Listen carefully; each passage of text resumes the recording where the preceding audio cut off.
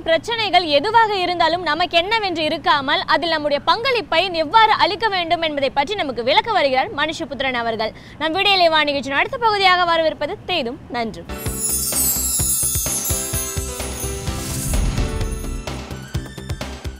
வணக்கம் நண்பர்களே, இன்னும் ஒரு இனிய காலை பொழுதில் தீதும் நன்றும் நிகழ்ச்சியில் உங்களை சந்திப்பதில் மிக்க மகிழ்ச்சி அடைகிறேன். ஒவ்வொரு நாளும் விளையாட்டுகள் தொடர்பாக வரக்கூடிய விபரீத செய்திகள் நம்மை வருத்தமடைய செய்கின்றன, அதிர்ச்சி அடைய செய்கின்றன. அதுபோன்ற சம்பவங்கள் முதன்முறையாக நடந்தால் கூட பிரச்சனை இல்லை. ஆனால் திரும்ப திரும்ப விபரீத விளையாட்டுகளினுடைய விளைவுகள் என்பது ஒரு சமூகத்தை கடுமையாக அதிர்ச்சிக்குள்ளாக்கக்கூடியதாக, பாதிப்படைய செய்யக்கூடியதாக இருப்பதை நாம் பார்க்கிறோம். ஏன் இந்த விபரீதத்திலிருந்து ஒரு சமூகம் பாடம் கற்றுக்கொள்வதில்லை? இந்த விபரீதங்களை ஒழுங்குபடுத்த வேண்டிய ஒரு அரசமைப்பு, ஒரு காவல்துறை என்பது எதனால் இதுபோன்ற விபரீத விளையாட்டுகளை தடுக்க முடியவில்லை என்பது நம் கண் முன்னால் தொடர்ந்து பார்க்கக்கூடிய அவலக்காட்சிகள் தினமும் நமக்கு நினைவூட்டி கொண்டிருக்கின்றன. அந்த வகையில் பார்க்கிற போது மீண்டும் அந்த மாஞ்சா என்ற கயிறு அறுத்து, அதாவது பட்டம் விடுகிற போது பயன்படுத்துகிற மாஞ்சா என்கிற அந்த கயிறு அறுத்து ஒரு சிறுவன் ஒருவன் பலியான செய்தி சில தினங்களுக்கு முன்பு வந்தது. உண்மையில் குழந்தைகள் இதுபோல கொடூரமாக கொல்லப்படுகிற காட்சியை பார்ப்பது என்பது வாழ்க்கையின் மிகப்பெரிய துயரங்களில் ஒன்று.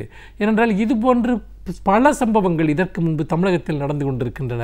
இந்த சிறுவனும் கூட அவன் ஒரு வாகனத்தில் பெற்றோருடன் சென்று கொண்டிருந்த போது இந்த பட்டம் விட்டு கொண்டிருந்தவர்களுடைய அந்த கயிறு கீழே இறங்கி அந்த சிறுவனுடைய கழுத்தில் சுற்றி அதில் அந்த கயிறு கழுத்தை இறுக்கியதால் அந்த சிறுவன் அந்த இடத்திலேயே உயிரிழந்து விட்ட சம்பவத்தை நாம் பார்த்தோம்.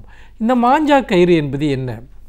அதாவது பட்டம் விடுவதற்காக அவர்கள் பயன்படுத்துகிற இந்த கயிறை எப்படி தயாரிக்கிறார்கள் என்று பார்த்தால், கண்ணாடி பாட்டில்களை உடைத்து அந்த சில்லுகளோடு ஊமத்தம் இலையை அரைத்து அவற்றை 3 பிரிகள் கொண்ட 3 இலைகள் கொண்ட நூலில் அந்த கண்ணாடி சில் கலவையை தடவுகிறார்கள். அது கிட்டத்தட்ட ஒரு கத்தியை தயார் செய்வது போன்றது, ஒரு கத்தியை பறக்க விடுவது போன்றது. யார் கழுத்திலாவது அது பட்டால் அது உடனடியாக அவர்களை அறுக்கக்கூடியது, அவர்களுடைய உடல் உறுப்புகளை சேதப்படுத்தக்கூடியது. ஆனால் பட்டம் ஸ்டடியாக, அதாவது விரைப்பாக மேலே பறக்க வேண்டும் என்பதற்காக இப்படிப்பட்ட ஒரு ஆபத்தான விளையாட்டில் இறங்குகிறார்கள். 2011 இப்படிப்பட்ட ஒரு விபத்து நடந்து ஒரு குழந்தை இறந்தபோது சென்னை மாநகராட்சி மாஞ்சா கயிற்றில் பட்டம் விடுவதை தடை செய்தது. தடை செய்தது மட்டுமல்ல, அதை தண்டனைக்குரிய ஒரு குற்றமாகவும் கருதியதை நாம் பார்த்தோம்.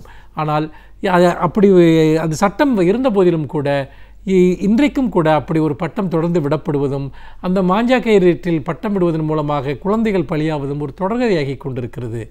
இதை பார்க்கிற போது உண்மையில் இதை தடுக்க வேண்டிய காவல்துறை என்ன செய்தார்கள் என்கிற கேள்வி எழுகிறது. ஊடகத்தில் இன்றைக்கு ஒரு செய்தி சில தினங்களுக்கு முன்பு வெளிவந்தது. அதாவது காவல்துறையினர் இந்த மாஞ்சா கயிறு தயாரிப்பவர்களிடம் மாமூல் வாங்கி கொண்டு அவர்களுடைய தொழிலை சுதந்திரமாக நடத்த அனுமதிக்கிறார்கள் என்பதுதான் அந்த செய்தி.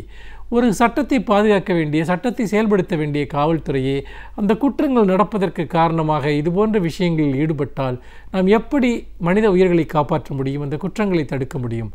இந்த நேரத்தில் தான் நான் பொதுவாக இந்த ஆபத்தான விளையாட்டுகள் தொடர்பாக நாம் பல செய்திகளை பார்க்க வேண்டியிருக்கிறது. இன்றைக்கு இதிலே நாம் முக்கியமாக இந்த மாஞ்சா கயிறு விஷயத்தில் பார்க்கிற போது, இந்த மாஞ்சா கயிறு விடக்கூடிய ஒரு சிறுவர்கள் யாராக இருக்கிறார்கள் என்று பார்த்தால், பல சமயங்களில் அவர்கள் விளிம்பு நிலை சமூகத்தைச் சேர்ந்தவர்களாக அல்லது ஒதுக்குப்புறமான குடியிருப்புகளில் வாழக்கூடியவர்களாக, சேரிகளில் வாழக்கூடிய சிறுவர்களாக இருக்கிறார்கள் என்று ஒரு பத்திரிகை செய்தி தெரிவிக்கிறது. அது ஒரு பகுதி உண்மைதான் என்றாலும் கூட பொதுவாக இதுபோன்ற ஆபத்தான விளையாட்டுகளில் அந்த சிறுவர்கள் ஏன் ஈடுபடுகிறார்கள் என்பதை நாம் பார்க்க வேண்டியிருக்கிறது. விளையாட்டு உணர்வு என்பது ஒரு இயற்கையான ஒரு உணர்வு. ஒரு அடிப்படையில் ஒரு மனிதனை ஒரு ஆளுமையாக உருவாக்கக்கூடிய, அவனுடைய ஆளுமை பண்புகளை வெளிப்படுத்தக்கூடிய ஒரு விஷயமாகத்தான் நான் இந்த விளையாட்டு உணர்வை பார்க்கிறேன். ஆனால் அந்த விதத்தில் நீங்கள் பார்க்கிற போது நிறைய குழந்தைகளுக்கு, இது போன்ற நகரங்களில் வளரக்கூடிய குழந்தைகளுக்கு, அதுவும் நெருக்கடியான விளிம்பு நிலை மனிதர்கள் வாழக்கூடிய பகுதிகளில் வாழக்கூடிய மனிதர்களுக்கு, சேரிகள் போன்ற இடங்களில் வளரக்கூடிய குழந்தைகளுக்கு அவர்களுடைய விளையாட்டு ஆர்வத்தை வெளிப்படுத்துவதற்கு, விளையாட்டு திறனை வெளிப்படுத்துவதற்கு எந்த இடமும் இருப்பதில்லை. அவர்களுக்கு விளையாட்டு மைதானங்கள் கிடையாது, நீச்சல் குளங்கள் கிடையாது, வேறு விதமான உடற்பயிற்சிக்கான இடங்கள் கிடையாது.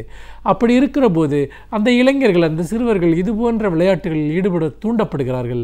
இதனுடைய விளைவுகளை பற்றி அவர்கள் கவலைப்படாமல் ஏனென்றால் இன்றைக்கு பட்டம் விடுவது ஒன்றுதான் அவர்கள் செய்யக்கூடிய ஒரே விளையாட்டாக அவர்களுக்கு இருக்கிறது. அப்படி ஏனென்றால் நிலத்தில் இடமில்லாத போது தங்களுடைய விளையாட்டை ஆகாயத்தில் அவர்கள் நடத்துகிறார்கள். இதை நாம் இதை ஒரு சமூக பிரச்சனையாக பார்ப்பதா, சட்டம் ஒழுங்கு பிரச்சனையாக பார்ப்பதா என்கிற ஒரு மிகப்பெரிய கேள்வி நம் முன்னால் எழுகிறது. அப்படி பார்க்கிற போது இந்த சிறுவர்களுடைய நிலையும் அவலத்திற்குரியதாக இருக்கிறது. அவர்கள் வேண்டுமென்றே இந்த குற்றத்தை செய்கிறார்கள் என்று நாம் சொல்ல முடியாது. மாறாக இந்த குற்றச்செயல் என்பது உண்மையில் அவர்களுடைய விளையாட்டு சார்ந்த தேவைகளுக்கு ஒரு சமூகத்தில் எந்த இடமும் இல்லாத ஒரு சூழ்நிலையில் தான் ஏற்படுகிறது. இதை இன்னும் பல விதங்களில் கூட நாம் பார்க்கலாம். அதாவது நிறைய இடங்களில் இந்த இளைஞர்கள் போய் ஒரு சுழல் மிகுந்த இடங்களில் குளிக்கப் போய் அவர்கள் உயிரை விடுகிறார்கள் என்பது உண்மையில் அவர்கள் ஆபத்தான கடல் பகுதிகளில் போய் குளிப்பது என்பது அவர்களுக்கு வேறு நீச்சல் குளங்களோ குளிப்பதற்கான அவர்களுடைய தேவைகளுக்கு முறையான பாதுகாப்பான இடங்களோ இல்லாததால் இதுபோன்ற ஆபத்தான இடங்களை அவர்கள் தேர்ந்தெடுப்பதையும் நாம் பார்க்கிறோம். இது எல்லாமே நமக்கு சில அடிப்படையான உண்மைகளை சுட்டி காட்டுகின்றன. அதாவது ஒரு புறம் இந்த இளைஞர்களுக்கு விளையாட்டுகள் தொடர்பான ஒரு பயிற்சி அளிக்கப்படுவது என்பது மிக மிக முக்கியமான ஒரு விஷயம். அந்த பயிற்சியை அதாவது அவர்களுக்கு ஒரு உணர்வு ஊட்டுவது, ஒரு விழிப்புணர்வு ஊட்டுவது, எது ஆபத்தானது, எதை செய்யக்கூடாது என்பது.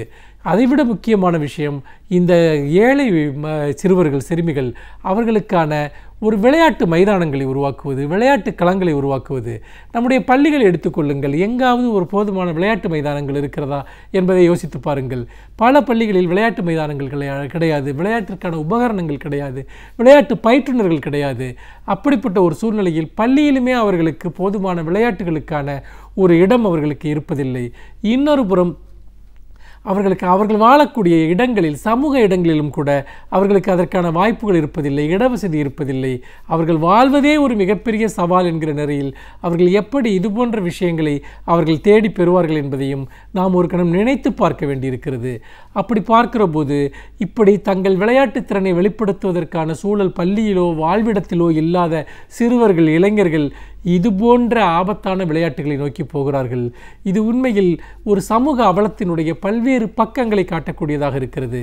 அப்படி பார்க்கிற போது நாம் ஒருபுறம் சட்டங்களை அமுல்படுத்த வேண்டும், இன்னொரு புறம் மக்களுடைய அடிப்படை தேவைகளை நிறைவேற்ற வேண்டும். இதை எல்லாவற்றையும் ஒருங்கிணைந்து செய்கிற போதுதான் சமூகத்தை நாம் பாதுகாக்க முடியும், குழந்தைகளை நாம் பாதுகாக்க முடியும் என்கிற ஒரு உண்மை தெளிவாக நமக்கு தெரிகிறது. மாறாக இந்த பட்டம் விட்ட சிறுவர்களை கொண்டு போய் நாம் சிறையில் அடைப்பதால் மட்டும், சீர்திருத்த பள்ளிகளில் சேர்ப்பதால் மட்டும் நாம் இந்த பிரச்சனையை தீர்க்க முடியும் என்று எனக்கு தோன்றவில்லை. மாறாக இந்த சிறுவர்களுக்கு வழிகாட்ட வேண்டும், அவர்களுக்கான ஒரு வெளியை நாம் உருவாக்க வேண்டும். அப்படி உருவாக்கினால் மட்டுமே நாம் சமூகத்தில் ஒரு ஆரோக்கியமான இளைஞர்கள், சிந்தனைத்திறனுள்ள இளைஞர்கள், சமூக பொறுப்புள்ள இளைஞர்களை நாம் உருவாக்க முடியும்.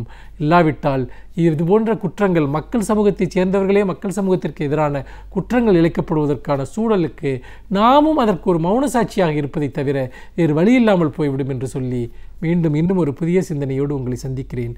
நன்றி, வணக்கம்.